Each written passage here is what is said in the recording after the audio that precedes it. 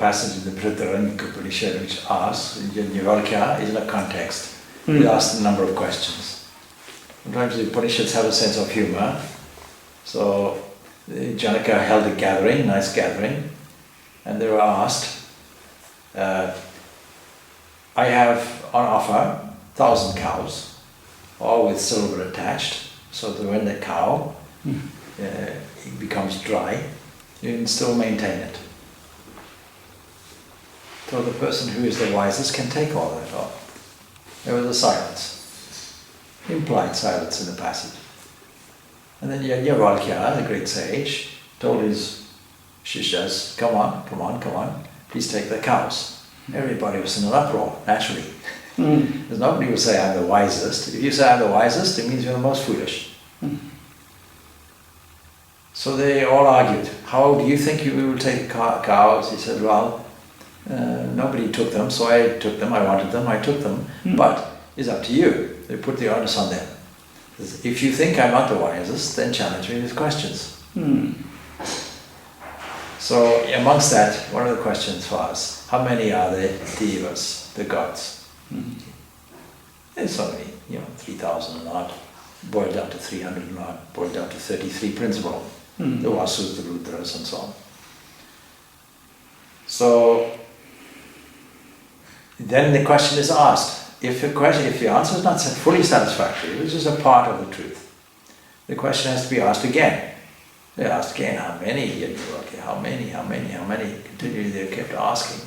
It reduced to 3, then 2, then 1.5, then 1.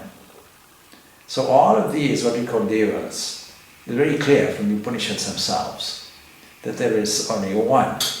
You can put it as either monotheistic or monastic. It was meant in a monastic way. So everybody, all the subsequent critics, when they came to conquer India and so forth, from the Muslims to the Christians, declared this is a polytheistic religion. And even one of the great Indologists, Max Muller, made the error, I think, in my opinion, of saying henotheism. That yes, you may have all these deities, but you see, it is true that you take one, if you take one, it doesn't destroy the others. Well, not even henotheism. The pure monism. That's all. It even transcends monotheism. So we don't have many gods. So when it says devas, it's referring to an aspect that we like, more what we call Ishtadevata, whatever aspect you like, take that, with a great meditative feeling, understanding the implications of what that means to you, even as an image, even as a portrayal. So every portrayal of God in a form will have certain aspects, will have a deeper meaning, and all suitable for reflection and meditation. Or what does the symbol in this hand mean? What does abhaya mean? What does the hand giving mean? You meditate on Lakshmi. Why are the coins flowing? Why is there wealth? Why is there even a backdrop scenery with the beautiful heavenly scenes of fountains and lakes and forests and so on, and mountains? All of that has a deep meaning and is suitable for a meditator to get lost. Supposing I say, I cannot meditate. Meditation is too hard. It requires a lot of concentration, a lot of imagination. I can't do it. It's all right. Here's a picture. Look at the picture and see what will you find in it. And explore that nicely and see the deeper meaning. You don't just take it on the surface. What is behind the shape of the mother's eyes, if it's a mother goddess? Why is her hair long? Ask these questions. Why is there a golden crown on her head? Why are there supporting figures such as swans and so on? What does it all mean? Swan means a jiva, isn't it? So you can explore all of these aspects. Why is the dress red or yellow or green? Why is that? So all of these things are worthy of meditation and lead you to a unity of understanding that transcends all the form. So what is behind the form as a substance, behind the name, behind the form, we get to that Satchitananda, which is the substance. Vedanta says there are everything that we see, the whole variety of nature, is simply varieties of name, form and function. Nama Rupa Kriya. But what's behind there is, we don't know. Unknown, unknowable. Best we can say, even that with a slight apology, we know it's existent. It's not non-existent. In Buddhism, there's an inference. Is non-existent? No, it is existent. Even if you say that shunya is the Buddhist explanation, you empty the ocean. So there's nothing there. No, something is there. Sand is there. You can't empty everything. Sand, something will be there. So that something is there behind all of that. But the difficulty is when we take it at a purely superficial level, we offer food for various reasons or flowers for various reasons, simply either with the idea, please give me something, please bestow wealth on us, or good fortune or prosperity and so on and so forth, is very limited. Not invalid, but limited. What is even better is to internalize that, make it much more subtle. So here, Sri Krishna opens up the whole understanding of Yajna. In the beginning, he describes Yajna as was understood. But now he broadens it. How does he broaden it? He says, while others offer the self as sacrifice by the self, truly, in the fire of Brahman, instead of there being an external fire, which is a medium to get to Brahman, this fire itself is Brahman. And then we offer what? All the senses, they're also called devas. And they have a benign function. By that sublimation, you can perform all these actions devoutly and intensify the external action and say all of these senses, the objects of the senses also, can be offered as a sacrifice. A more subtle understanding of it. So that's that 25th shloka has that kind of significance. For spiritual growth, yajna can be used for spiritual growth, is the meaning. It doesn't have to be used for material gain. Even though there's nothing wrong with that, just as a fundamental thing, but superior is taking the senses as the devas. That's a superior position. It's a question of growth. So spiritual growth, what is most conducive to spiritual growth? At some stage or other, it will occur to a person. Before that time, it may not occur, but at some stage it will occur. Because here's the basis, even mentioned previously, Atman is the basis. Atman is the basis of what we call you, and also internally and externally. So there's only that one entity. At some stage or other, maturity will tell you, alright, you can make this more subtle, going from the external to internal. All spiritual growth is going from the outside to the inside. So, sacrifice of the self by the self is to dedicate oneself really to the God, is essentially what it is. Ishvara, that's the meaning of it. Then some various other descriptions, alternatives and varieties are described here. So, Shrotra Dini Indriyani Anye Samyam Agnisho Yovati Saddhadin Vishayan Anya Indriyagnisho Yovati. Yovati means sacrifice. So, in the fire, Indriyagnisho, in the fire of the senses. Some offer this, some offer that. Some offer hearing, others offer senses, and other senses. They offer that as sacrifice. Some do that. In the fire of self-restraint. That's what we were discussing earlier. So, whatever you hear, just as an example, and other senses. Hearing is emphasized here. Because often we minimize the necessity to control the senses. And we minimize in particular the sense of hearing. We maximize, I have to control what I see. I have to control maybe even what I taste. But what I hear, I sometimes put down as a downgrade. It's not important. I don't understand why I should control what I hear. Oh yes. So we can hear all kinds of things. We can choose to hear scandal. We can choose to hear unfortunate negative things. Supposing I switch the news on in the morning and decide to saturate my mind with all the negative news that takes place. I don't have to watch the television to do that, I can do it on the radio. Listen to all that bad news. Then that programs me to listen to my own negative voice. So even if I'm driving in the car with no sound around, except traffic and the engine, something like that, I can still hear a replay of my own commentary. Some inner voice saying, things are not good. All negatively compounded.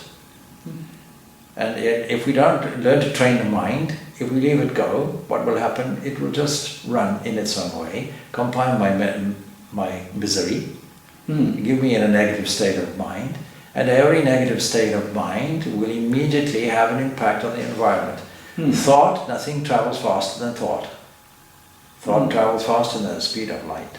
It's very instantaneous. And condenses as various aspects of my environment, the thinker's environment. So there are always two choices. Will I elevate the mind? Will I think that the whole of life has a divine design to it, ready there, standing for me to express, and any negative thing will just delay it. It's standing there, wanting to express itself as the talents and abilities of a person, through the DNA, if you like, of a person. That genetic structure being there, nicely organized, part of a design, I can fulfill and express this constantly moving force that wants to move out. God wanting to move out, fulfilling an earthly, worldly design, and at the same time fulfilling my freedom. If I think in that way, then I'll understand the primary function of that creativity for my external world is imaging, making pictures. Now if I make negative pictures, I'll get a negative universe. That's a difficulty. So hearing is highlighted. Every word is pregnant with meaning in this. So he doesn't say, he starts off, Shrotradini Indriyani, the organ of hearing. And then he says, Indriyani and other senses. Others, anye, others. So they can put in the fire of self-restraint. That's the control we were talking about. In a negative way, what we may summarize as fasting. The other is feasting. We can make a sublimation of it. These are the two transforming elements. And fire transforms the nature of things. Into it is the medium in ritualistic yajna, the symbol of jnana, yajna. So we do everything with the purpose of yajna. That's the whole purpose of all these passages. Is to say, whatever you do, do it with yajna, do it with putti yoga. So there's no point, any of these things can be done. But if they're not done with any yajna or inner wisdom, they have no value. So in order to practice this form of yajna in real life, it means you have to be selective about what you are offering to your senses, in the sense what you are listening, what you are speaking, and basically control it or be under the influence of positive things. So just be selective. Keep good company. To do that, you have to something like that. To do that, you have to stand from the point of view of buddhi. So that buddhi, like a kind uncle, will select. I think we mentioned last week, or maybe some other time. See, Tyagaraja from South India writes a beautiful song, Choose Our Mind. He has that option. And choose what you want. It was in the context of a king inviting him to entertain him and so on and so forth. You're a well-known great saint, great musician, great composer. You're dedicated to God in the form of Rama. So he addresses the mind. I'm faced with this beautiful invitation. I have lots of food and so on and so forth. Entertainment, that's all good. The king is very generous to give it to me. On the other hand, I have the nectar of God, the sweetness of His name. Which will I choose? Oh, my mind, which will you choose? You're free to choose what you like. Even at the end of the 18th chapter, having presented the whole of the message of the Gita, Krishna still offers free choice. He says to Yajna, here's the whole of the truth and so on and so forth. Now do as you want, do as you want. It's up to you. So that same thing is there. We have to use that discriminating factor continuously. And in doing that, scripture is our help, because it can suggest to us ways of thinking. We can do on the other side, we were about to mention there, and we just mentioned already. So there's the self-control, the other is sublimation. We do the feasting side of it. You can say, Lord, this is beautiful sunshine, let me enjoy it with the eyes. And that leads me to understand you are that which lights the sun and transfers all your beaming energy everywhere, giving life to everybody. You take the air in. You're about to mention pranayama shortly after this. So even in breathing in, enjoy. What will you enjoy? I enjoy this air delivered freely to me and appreciate the wonderful arrangement that is there. I take food. What will I do? I'll understand it in the context of Anam Brahmaye. The food itself is Brahman. So like that I'll learn to appreciate all of those things until it becomes habitual. I don't have to think about it. That deciding element is gone. We don't have to discriminate anymore. Now, second nature. Automatically we have a poetic, imaginative understanding. We see the artistic dimension of things. Immediately we just see God everywhere. That's the point. So both can be done. Again, feasting and fasting. Fire is the medium for yajna in any case, in every case. But you see, jnana yajna is the fire of restraint, so I can offer self-control in the fire of self-restraint. Or taste is eliminated in that case, and we go into mechanical, physical life, that's okay. But the other side of it, what I call feasting, the senses are used for adoration, and the objects are made sanctified and sacred. That's the understanding. So that everything then becomes a sacramental and sacred. One is the negative way, one is the positive way, but the result is the same. Then we go on to the next one then. Also, of course, the performer of anything in yajna, whatever is in a person's mind, whatever the intention, that comes to them. So if the intention in yajna is, even if I say my intention is to acquire wealth, then that yajna, that mindset will give it to me, there's no doubt. And it will give me multifold if I do it with the spirit of yajna though. With jnana yajna. Jnana yajna will give it to me multifold. That's the point. With wisdom. This yajna, this jnana yajna can be applied everywhere. Politics can be yajna. I would think essentially anything, it is kind of a karma, but in a subtle way. Not all the time in a physical purpose or material appearance. But any act, whether it's a mental or physical, can be very yajna.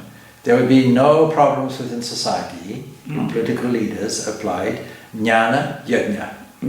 A sacrificial attitude for the welfare of all, applying an element of wisdom in it. That would be a toll-free society. We wouldn't have to battle against an unjust society, it would all be just. So we go on to the next one then. Sarvani triyakarmani pranakarmani chapare atma samyama yoga now yuvati jnana dipite. Dipite, see, jnana dipite, kindled by knowledge. It is still the whole picture of a fire with wood being kindled. The fire of knowledge. Knowledge representing a fire, fire removes all darkness, burns up all ignorance, burns up all sin and weakness. So others they again offer all the actions of the senses and the functions of the life energy.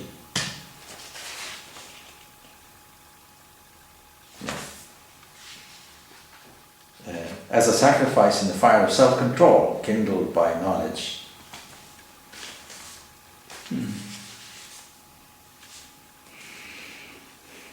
So you see, the mind is a link between the external and the internal, between truth and untruth.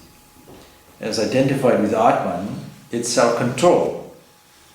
So the mind, when the mind is identified with the Atman, then what we are doing is we're sacrificing the ego in the fire of the Atman. That's the meaning of it.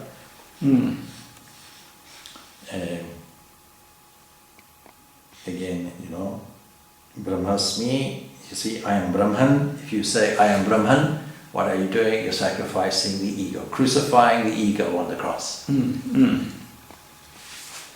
So others do that. Now so far, what we've done is we're covering, even in the Patanjali Yoga Sutta says, what is called yam niyam, self-control. Yam is niyam. Yam, control, niyam, observances. The observances are all purificatory.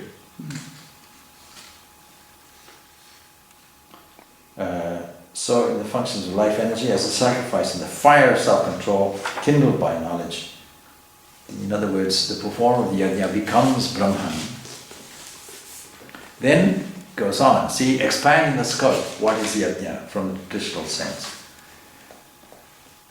Dravyajñas tapo yajna yoga yajñas tatapari swadhyaya jnana yajñas cha yatyaha samshita vrataha, I should say. Samshita vrataha, persons of rigid vows, is mentioned. But others offer wealth, charity. Earning a living is a form of yajna, and then offering it to society, to whoever can benefit from it, to the spirit of generosity, is that kind of yajna. Then there's austerity, tapasya. All the self-control that I do, all the purificatory actions I do, all described as tapasya. Tapasya indicating friction. In order to light a fire, friction is necessary. I have to rub two pieces of wood together and create friction. When I do that, what will I do? I'll burn up all the negative things. So taking that purificatory action, burning that up, again the image of fire is there. Your yajna.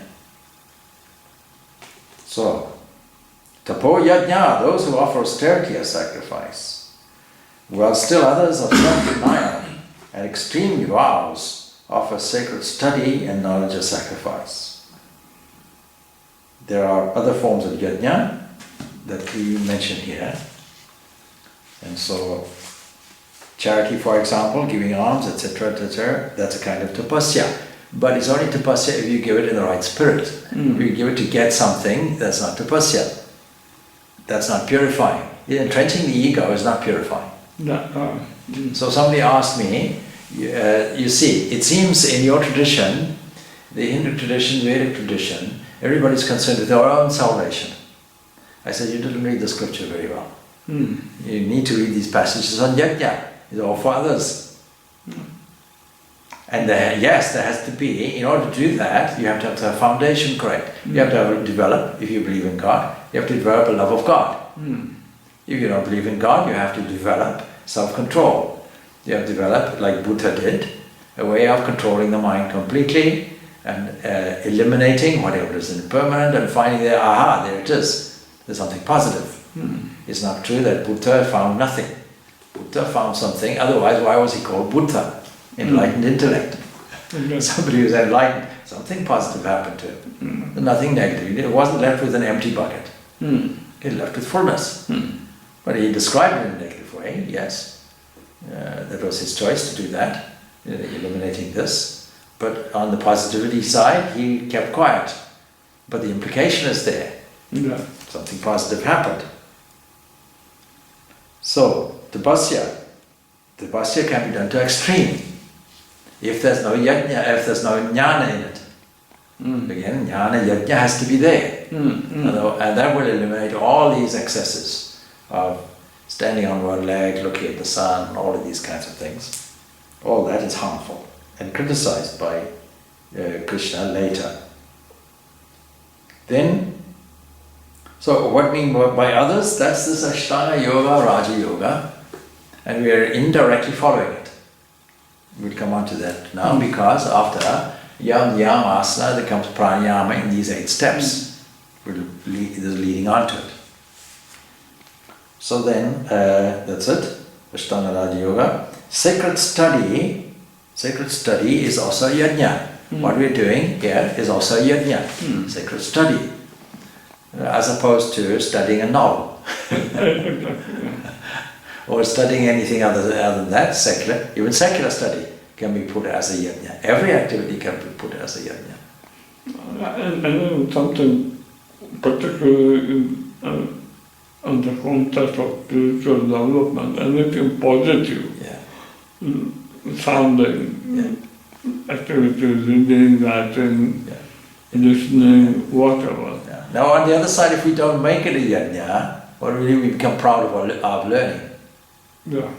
And it's very subtle, and has to be noticed in a very subtle way. So what is the motivation for doing everything has to be carefully examined. For example, somebody helping the poor. Examine that closely. You may find in the psychological makeup there's something in there which says, I'm doing it to get some recognition. Even though it may not be hugely obvious that I'm a generous person, everybody says they're a generous person, they'll give you anything. Only that person knows what's going on inside. Inside they may be thinking, that's good, I really enjoyed the thanks that I got. But supposing you say, I don't care if I get thanks or not, I do it anonymously, quietly, nobody knows who did it. That would be very different. That now is yajna. Same thing with study. We're studying, why? It's not my brain, not my mind. It's God's office, God's creative office. It's all His, all His, all His. And the study is there, presented by Him to me, His words presented to me. I have the capacity to hear them, to reflect on them deeply, and find out what is the inner meaning, as you described earlier. Find out what is the inner meaning of it, get a flash, and be thankful for it. That's called yajna. So I sacrifice the idea, this is my learning, into the fire of yajna, which says, no, it has nothing to do with me. So that's sacred study of sacred scripture, yajna. Wholesome habits is also there, see? All these wholesome habits require giving something up and taking on something new. And then also is described in this, wealth, study, knowledge as sacrifices there, same thing. All offerings, what you give, you get manifold, is really the message of it. Then we go on to the next one then. And we see here. Apane yuvati pranam prane panam tatta pare. Prana paragati rutha pranayama parayana. Pranayama is the wonderful subject, mentioned specifically in the Patanjali Yoga Sutras, but not emphasized. Here we have all kinds of mad, foolish people emphasizing this pranayama and beating the wife at the same time. So, yet others offer as sacrifice the outgoing breath, technically called, you see, this Puraka and so on. Puraka, Richaka, Kumbhaka, these are 3 phases. You offer each one, incoming breath, you offer. Outgoing breath, you offer. And the retention, you offer. All these you offer. Do it with some meaning. But of course, pranayama is only designed to steady the body. There's direct connection between breathing and my inner emotions. And the reverse, the inner emotions will upset the breathing.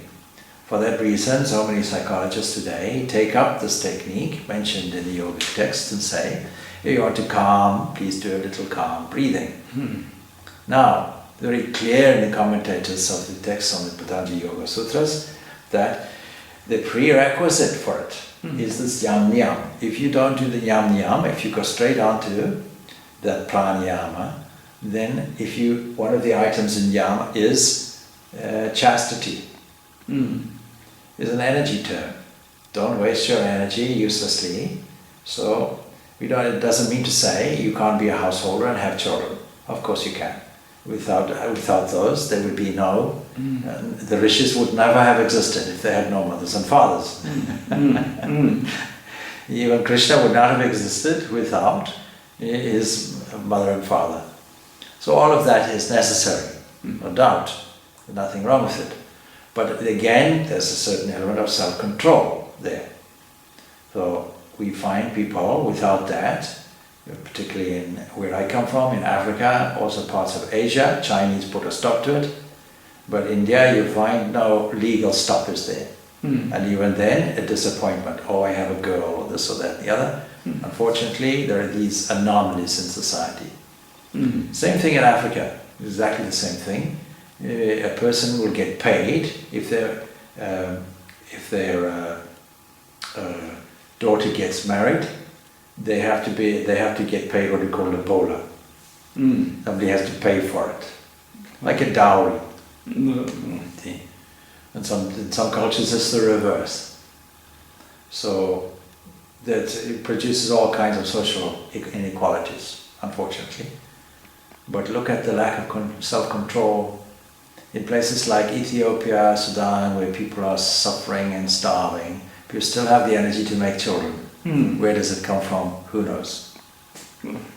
So if you don't have that self-control and then try pranayama, you actually derange the mind, because that pranayama will help to refine the nervous system in the midst of spiritual growth, which will create changes in the psyche.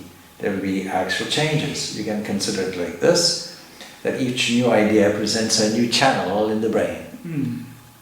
And we are resistant to it, because our habits are set. We're set. The old paths we are set with. A new idea comes on, it's blocked. Immediate resistance.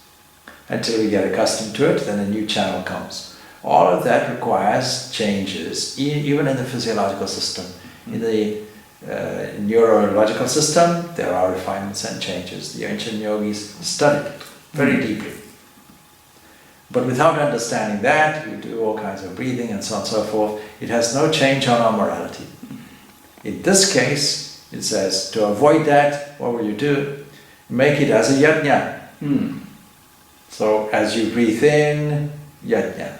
As you retain, yajna. As you breathe out, yajna. You can accompany it with some mental image. As you breathe in, and the yogis will tell you to repeat maybe mentally Om. And then you retain it. And then as you exhale, Om. Then you can accompany it. As you breathe in all the different various qualities that you desire, strength and fullness and truth. Take that all in. And then as you embark on kumbhaka, that means retaining it, imagine that goodness being distributed throughout the entire body, and then beyond it and to everybody, the spirit of sacrifice. May all beings benefit from this, and so on. All of that can be done. In brief, that can be done. Now, in order to discuss that, I wrote a commentary there, very valuable, from Vedanta. He goes into greater detail on it, and he's much more adept in his explanations than I am. So I rather use him than me. So I read it out to you.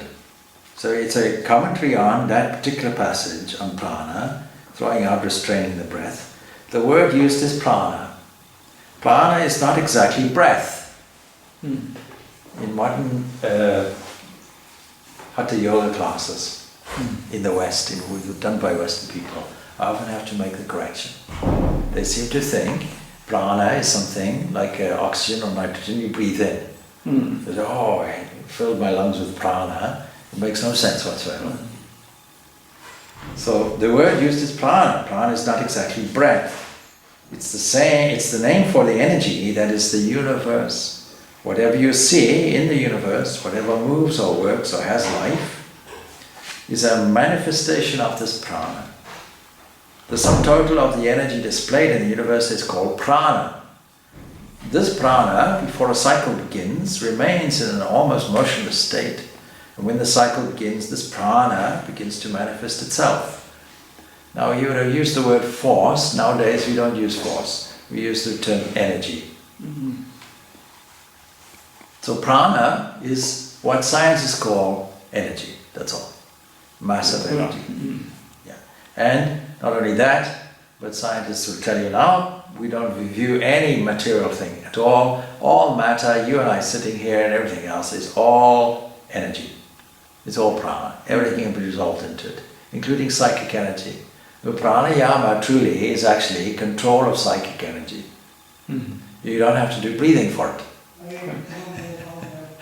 This yam will do it. Meditation will do it. Breathing by itself will not do it, unless it's done as yajna. Mm-hmm. Then it's pranayama. Mm-hmm. So that's the meaning of it. It's this prana that is manifested as motion, as the nervous motion in human beings or animals, and the same prana is manifested as thought, and so on. The whole universe is a combination of prana and akasha, you can call it, energy and matter. Mm-hmm. So is this human body. Out of akasha, you get the different materials that you feel and see, and out of prana, all the various forces. Now this throwing out and restraining the prana is what is called pranayama. Patanjali, the father of yoga philosophy, does not give very many particular directions about pranayama, but later on other yogis found out various things about this and made it a great science. You know, Western people have taken that science up, even Indian people have taken that science up and misunderstood it and used it for its own ends. So that's why Patanjali doesn't stress on it. He seems that you simply throw, he means from his point of view, you simply throw the air out, draw it in, hold it for some time. That's all, and by that the mind will become a little calmer. That's all it means. But later on you will find that out of this evolved a particular science. We shall hear a little of what these later yogis have to say. I'm going to skip, we won't read that. Now he says, now these later yogis consider that there are three main currents. We won't even consider that, we know it. Then we go on and say, but whenever a new subject comes, new channels have to be made in the brain, he's referring to. So it is not understood readily. That is why the brain, it's the brain and not the people themselves, refuses unconsciously to be acted upon by new ideas. It resists. The prana is trying to make new channels and the brain will not allow it. It's all in the context of pranayama being a yajna. The puraka, echaka, kumbhaka, all of that are components of yajna. If you don't use it in that way, it has no real value.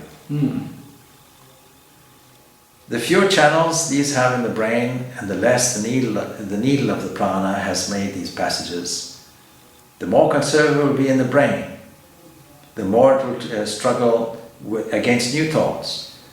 The more thoughtful the man, the more complicated will be the streets, as it were, or channels in his brain. And the more easily he will take to new ideas and understand them. So with every fresh idea, we make a new impression in the brain.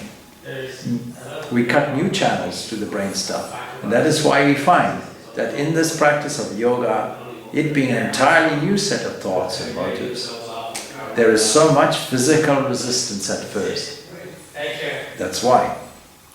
That is why we find that that part of religion which deals with the world side of nature is so widely accepted, while the other part, the philosophy or the psychology, which deals with the inner nature of man, is so frequently neglected.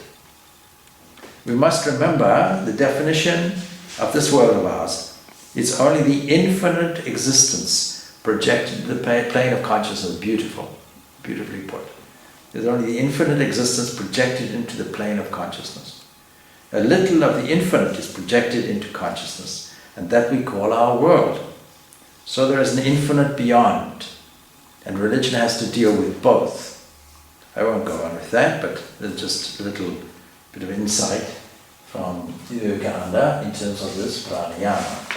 We can see if it's not made a yajna, what dangers lie ahead of us. Good.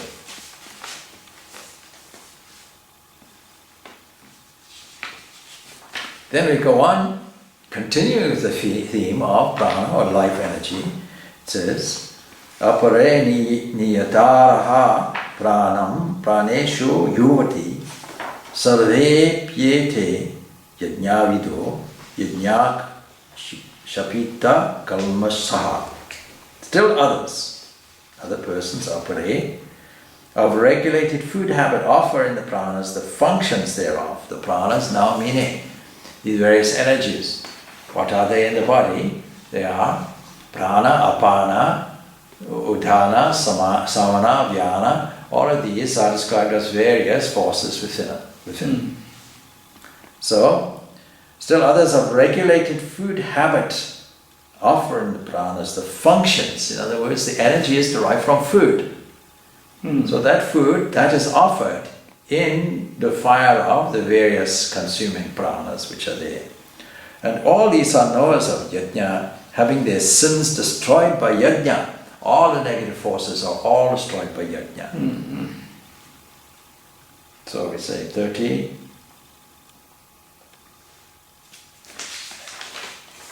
I have no time here, as I made.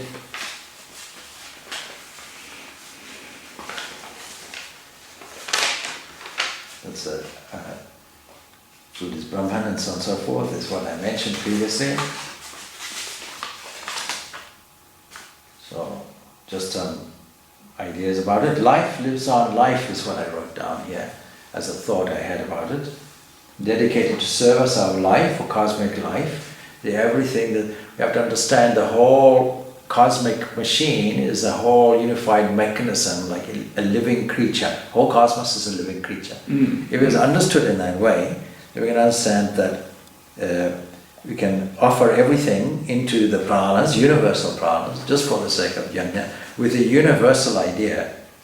What's the way of obtaining the Supreme? The next stanza will tell us. And it refers also to the third chapter where we're told that it's a sin if you take more, if you eat all the food for yourself, instead of letting others do it and you only eat the remnants. That's a great sin. So, yajna shishta vrta bhujo yanti brahma sanatanam nayam lokastya yajnasya kudonyaha kulo satibha. Yajna shishtamrita bhuja, eaters of the nectar, the remnant of the sacrifice. What do? They go on to Brahman. That's what they do. This world is not for the non-sacrificer. But then how can the other even be achieved, O best of gurus? Even if you do something without the sense of yajna, you won't get the result. Only you'll get the result. So if you eat the remnant of yajnas, then you go to the eternal Brahman. That's the fact of it, that's the way of doing it. All karma becomes yajna. Then this world is not for the non-sacrificer. Even the non-sacrificer will not get the result in this world, because the whole law of the universe is to do with sacrifice. You can't get something without sacrificing something. Even when you eat food, something has to be sacrificed. Even if you are a vegetarian, still plant life is living life. Something is sacrificed. Even if you breathe, and the Jains are sensitive to this, even if you breathe, millions and millions and millions of microorganisms are being destroyed. You cannot avoid this birth, life, death cycle. The Jains, understanding that, being sensitive to that, will make sure they don't inadvertently breathe something in. They'll put a mask over here and they breathe, and be careful where they walk. The biggest crime is if I kill a fly or mosquito, I won't do it. That's something of an extreme, because it has to be done with a certain element of wisdom which says, no matter how careful I am, no matter what I do, I will always be killing something. Something always has to be sacrificed for the sake of something else. That's the law. This world is not for the non-sacrificer, therefore how then for the next? Even if we are looking for an afterlife, a heaven somewhere, something has to be sacrificed. Even if it's in the old days, sacrificing something in the fire, or self-sacrificing, doing some good, that even if it's to get a post-mortem position in heaven. So what should the progressive man do then, is the next stanza. Evam bahu vitha yajna vitada brahmano mukhe karmachan viti tan sarvan evam jnatva vimokshase. You will be liberated, vimokshase. How? The various yajnas, such as these that I've mentioned, they're all spread out in the storehouse of the Vedas, for all varieties, from the lowest to the very highest. All of them are there. And know them all to be born from action. Karma is inevitable. And thus knowing, you'll be free. Because there's a divine design of karma. You convert karma into yajna. That's the meaning of it. You construe and conform to the sacred plan of nature. All happenings in nature, they are capable of being converted into yajna. There are no exceptions. How does liberation ensue then? We have to ask that question.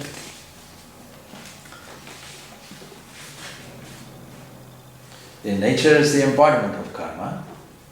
Divine design is inherent in it then.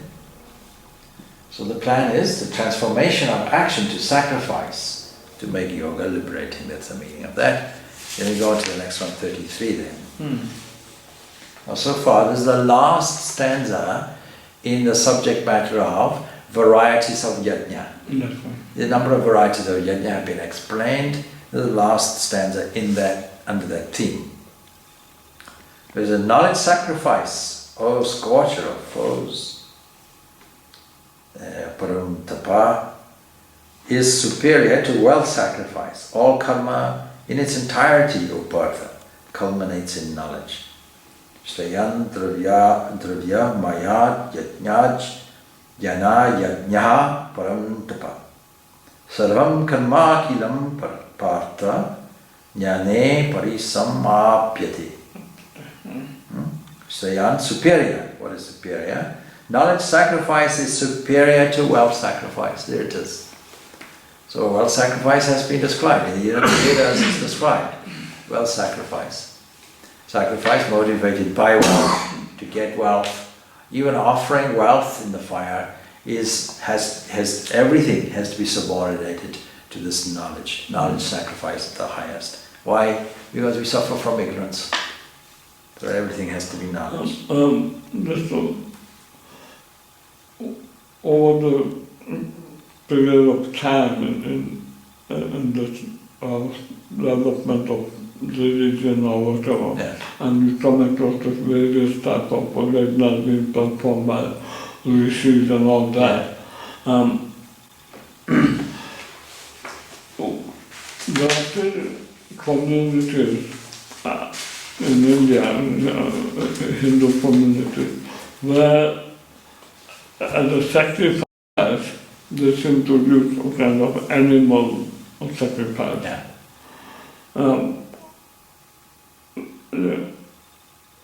On the face of it, the contradiction and therefore not right, because you are being violent. Ahimsa is it will not challenge here. So it should not be that, but even today we find communities and some remote parts of India where they will be doing, offering this animal sacrifice. Now,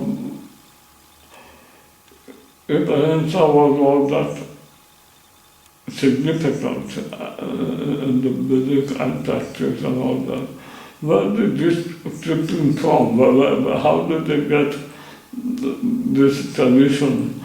And they seem to be doing very religiously, very earnestly. and they don't see anything wrong in anybody being killed. They interpret well. That's what it meant for. And this has been always happening. And in a discussion with Buddha, to do with animal sacrifice, he asked people, why are you doing it? They said, well, we want to offer the best that we can, livestock and so on, to God. The Buddha said, in that case, why don't you offer me? Slaughter me. He was making a point. It was really, historically, only because of compassion of Buddha, really, that people stopped largely in Hinduism the animal sacrifice. But even still it's there, and you'll find even in, you see, in Calcutta, Kalighat, you see, what will be there, they'll sacrifice a goat at the Durga Puja. Now, Vivekananda was inspired to institute the Durga Puja there at the newly installed Ramakrishna Mata Mission in Calcutta. Now, my grand guru, Holy Mother, consort of Sri Ramakrishna, said, please don't do that goat thing. So they do the whole Durga Puja, but instead of a goat, symbolically they take a cucumber and chop the head off the cucumber, because their part of the ritual is you cut the goat's head off and drain the blood and all of that, you see. Because the Mother Kali is pictured there, dripping with blood and so on and so forth, all the rest of it, all of those things. All of these things, you see, depend on the sensitivity that one has. Suppose saying that you don't feel much sensitivity about it, because you may say, see, birth, life and death are always there, so what's the harm? As long as we do it quickly, swiftly, humanely, that's okay. And there's nothing in the Hindu Shastra which encourages vegetarianism. Vegetarianism is purely from Buddhism. Even in the very ancient days, there was no prohibition about beef eating and so on. So all of that is relatively new to Hinduism. The point is, with any activity, it's what is the motive behind it. So one of the earlier questions I asked my own guru, it was about vegetarianism. Did I see you're a vegetarian and so on and so forth? I've also been vegetarian for a few years. I was never brought up as vegetarian. So his reply was very, very wise. He said, vegetarianism has nothing to do with ahimsa. Vegetarianism has only to do with health. How is it spiritual? Indirectly. Because if you analyze the best food that we have to eat, you'll find a vegetarian diet is the most suitable, actually. So it's purely for health. Why should we do it for health? Because it's God's body, God's temple. And also I would think, probably, that in everything there are three gunas, like sattvic, tamasic, and the sattvic being the best. There's obviously the sattvic type. Exactly. Is more so in vegetarian. That's it. And one of the reasons is because the more sattvic, the more sensitive one will be to those kinds of things. See, Ramakrishna, at some stage in his life, he couldn't even bear to walk on grass. He physically felt the grass crying out. And then you see in later studies, I forget offhand the name, it'll come to me now anyway, Bose was his name. So the great biologist Bose. Like this Bose? Yes, yeah. He discovered, he got a Nobel Prize, or was nominated for a Nobel Prize, for his research on the sensitivity of plants. Do plants feel pain? Yes, they do. There's a distinct reaction that you'll find. Do they respond to music and vibrations? Yes, they do. It's well documented. All that data is there. It's not just hocus pocus stuff. They're all well researched and documented. So, but we have to cater for all kinds of people, or all types of people. And so, you see, Vedanta is always careful to put that it's a plus kind of religion. We don't go from error to truth, in Vivekananda's language. We go from truth to higher truth. So anybody who is doing these kinds of things, that's fine, we leave them be. What's their motive for doing it? It may be the very best motive. If it's the best motive, then it's a pure thing. Yeah.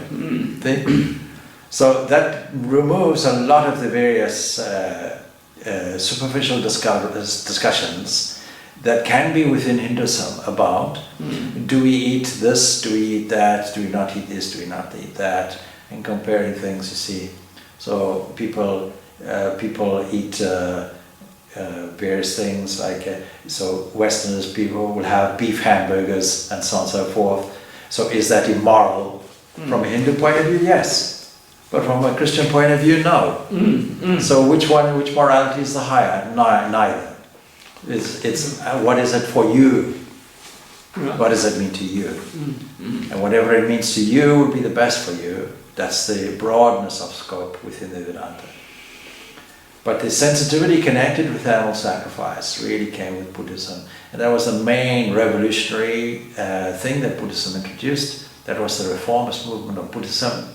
That he didn't believe in an exaggerated caste system. He didn't believe in the dominance of the Brahmana caste and priestly things and meaningless ritual and all of these things. So he stripped them away completely, clinically, and did without them. It was also, over time, the downfall of Buddhism. Because people who didn't understand the dry nihilism of Buddhism, they wanted something, they wanted God, they wanted art, they wanted culture, they wanted all those things, naturally. They, being loving people, they wanted the path of bhakti. So bhakti was hugely important and hugely necessary. And Shankaracharya reformed Hinduism, but in doing it, he actually brought in a lot of the Buddhism. Even though followers of Shankaracharya will never admit it. But Hinduism, Buddhism actually was a reform movement for Hinduism. And brought in a number of things. Temple worship, puja, brought in all those things, all came from Buddhism, actually. Yeah. So today we don't even follow. I read a book recently, which was, and it's just been sent to me. I'm in contact with the author. And the author, what they've done is, they wanted to describe, if as much as possible, the vastest range of religions possible in certain categories. And one of the things they did was, in the section of Hinduism, they made an error, and I pointed out to the author. So they said that even today, you see people practice the Vedic sacrifice. Very few practice the Vedic sacrifice. Very, very few do the Agnihotra. On special occasions they may do it. And they may get priests to do it on their behalf, and that's okay. But you see, now most of the worship, 80% of the worship is all puja. And that puja is simply to take away, it has the advantage. It was a part of the reform movement.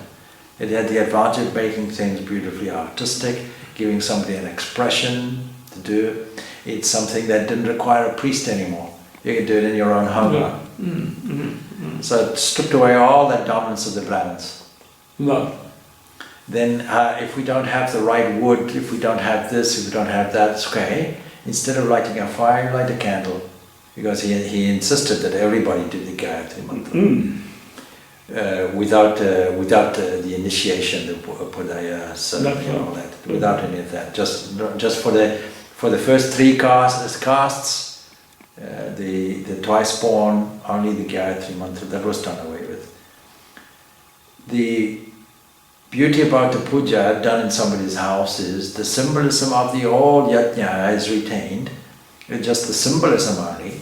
So instead of the fire, you have a lamp. Instead of the fragrance of all the beautiful sangria that is put into the fire to create, it had a great benefit because it altered the whole vibration of the environment because of the beautiful health values, apart from anything else, of the herbs that were put in. That's right. So instead of that, what do we have? Agarbatti instead. We like the agarbatti for the smoke, we like the lamp for the fire.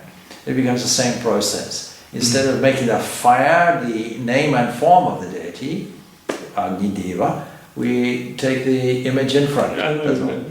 So the whole process is exactly that Havan, but made in a simpler form and not necessitating all the varying Brahmin involvement and all of that ancient Vedic ritual. Now, I personally believe that to have a Havan on occasion is very good, and in Zimbabwe I try to encourage the Indian community. The Western people wouldn't understand it, but at least the Indian community, Hindu community, to do the Havan in their own home. You don't require a Brahmin for it, they themselves can do it.